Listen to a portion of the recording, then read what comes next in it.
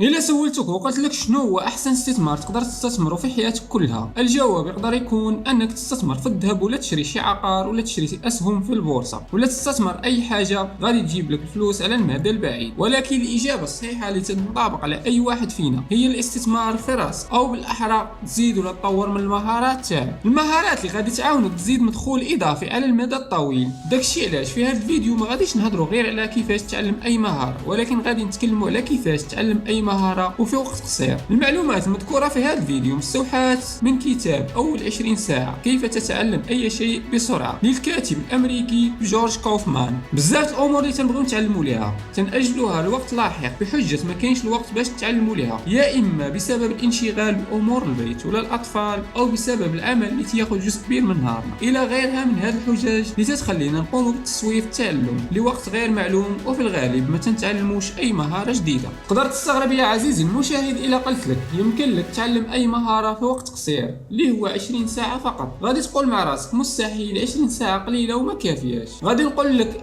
يا عزيزي، 20 ساعة كافية باش تهرس حاجز عدم البدء في التعلم واللي حابسك تتعلم مهارة جديدة ودير أول خطوة في التعلم. ما تبقاش تعطي حجة ضيق الوقت كذريعة لعدم التعلم. باش تكتسب مهارة جديدة وتستخدمها ماشي ضروري تولي اكسبير فيها ويستغرق تعلمك ليها 1000 ساعة كما جاء في كتاب المتميزون قصة النجاح للكاتب مالكوم غلادويل، بل خاصك تكتسب فقط القدرات الكافية اللي غادي تحتاج في هذه المهارة وتوظفها لصالحك، وتكتسب مهارات أساسية اللي غادي تاخذ منك فقط 20 ساعة. وهذه الطريقة في التعلم تتسمى اكتساب مهارات بسرعة. إذا كنتي محتاج تتعلم مهارات جديدة اللي غادي تغير حياتك وتخليك في وضع أحسن وتسهل عليك حياتك وتزيد من مدخولك، كاين 10 خطوات مهمة جدا إذا قدرتي تمشي عليها غادي تقدر تكتسب مهارات جديدة في أسرع وقت ممكن.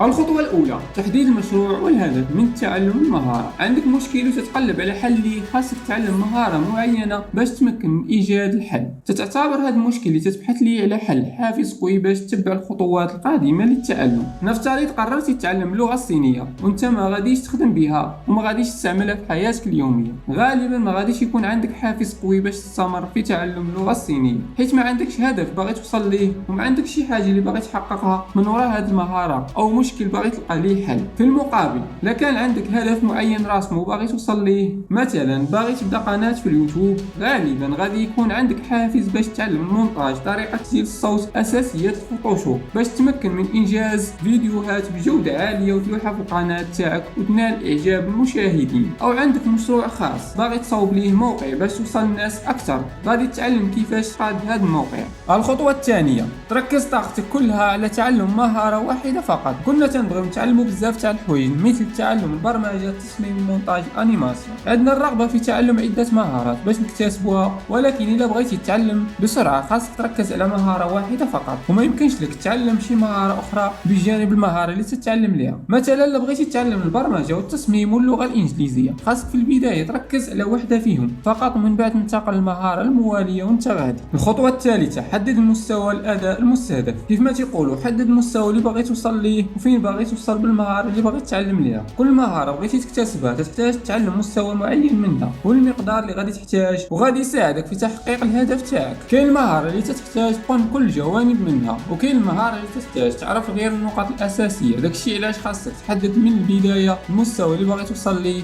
باش تمكن من التدرب على المستوى اللي تطمح ليه.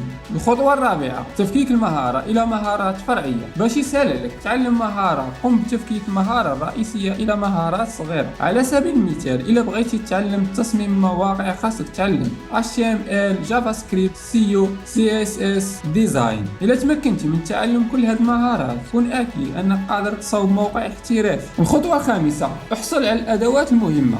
الأدوات اللي غادي تعاونك تتعلم المهارة اللي أنت محتاج لها. مثلا إلا بغيتي تتعلم البرمجة خاصك تتأكد أن البي سي عندك مزيان للبرمجة وتعرف واش عندك اللوجيسيالات اللي غادي تخدم بهم في البرمجة، وفي نفس الوقت يكون عندك المصادر اللي غادي تتعلم منهم البرمجة. من الأخير خاصك تكون عارف كاع الحوايج اللي غادي يخصوك باش تعلم ديك المهارة. الخطوة السادسة إزالة العوائق التي تحول دون الممارسة. حيد كاع العراقيل اللي ما تتخليكش تتعلم المهارة، بمعنى آخر حيد كاع المشتتات اللي ما تتخليكش تركز في داكشي اللي تدير. المشتتات بحال التليفون، صاحبك اللي تيقول لك ديما اجي نخرجوا، أي حاجة ما تتخليكش قادر تركز على هذيك المهارة اللي بغيتي تكتسبها. الخطوة السابعة خصص وقت للممارسة. اللي خاصك دير هو تحدد الوقت اللي غادي تتعلم فيه هذيك المهارة اللي محتاج تحتاجها وتلتزم به. كبداية اختار 20 ساعة باش تتعلم فيها هذه المهارة، ويمكن لك تزيد أكثر من بعد. الخطوة الثامنة إنشاء حلقة رد فعل سريع. باش تتعلم مهارة جديدة محتاج تعرف واش تتعلم داكشي مزيان، ومحتاج يكون عندك مرجع، شي حد تترجع ليه وتتشوف واش تدير داكشي صحيح. أشهر هذه المهارات اللي تحتاج هذه المسألة هي البرمجة. ملي تكتب شي بروغرام تطابيه على فيزيال ستوديو وتبدا تشوف الأخطاء اللي تديرهم، ومن خلال البرنامج تتعرف فين صار عندك فيه المشكل، وداكشي تطبق على كاع المهارات اللي تحتاج تشوف فيهم الفيدباك ديال داكشي اللي تتعلم بشي وسيلة باش تقدر تتعلم بشكل أسرع. الخطوة التاسعة تدرب على مدار الساعة في فترات قصيرة. إلا كنتي غادي تتعلم في 20 ساعة، قسم هذيك 20 ساعة على فترات قصيرة، مثلا كل فترة 20 دقيقة، وكل نهار خاصك تكمل من 3 حتى 5 حصص، كل حصة فيها 20 دقيقة. إلا كنتي تتكمل 3 حصص في النهار تقدر تكمل في شهر واحد 20 ساعة من التدرب على هذيك المهارة. والفكرة أنك دير حصص قصيرة هو التغلب على ما يسمى حاجز الإحباط. هذه المرحلة تمر منها أي واحد تبغي يتعلم شي حاجة جديدة. هذه الفترة هي من أكبر الفترات مملة في التعلم، وداك الشيء علاش كل ما كانت الفترة قصيرة كل ما كانت عندك القدرة على الاستمرارية لفترة أطول. الخطوة العاشرة التأكيد على السرعة والكمية. الهدف اللي خاصك توصل ليه في النهاية هو الكمية من المهارات وسرعة التعلم، ماشي تكون شخص متقن لهذه الحاجة اللي تتعلم لها، لأن مرحلة الإتقان تاخذ فترة طويلة بزاف، ولكن المرحلة الأولى هي مرحلة تتطلب منك تعلم أكبر قدر من المعلومات في أقرب وقت ممكن. خلاصة، تنعيش في عصر السرعة والوقت قليل بزاف، داكشي علاش خاصك تتعلم مهارات في أسرع وقت ممكن. الشخص خاصو 5 سنوات باش يكون إكسبير في واحد مجال معين، ولكن تحتاج غير فترة قليلة باش تتعلم أساسيات في أي مهارة جديدة تحاول اكتسابها. إلا كنتي بغيتي تتعلم مهارات جديدة في أسرع وقت ممكن خاصك تتبع 10 خطوات اللي ذكرناها في الفيديو. تنشكركم على مشاهدة الفيديو للأخير، لا تنسى الاشتراك في القناة والضغط على زر الإعجاب، وإلى اللقاء.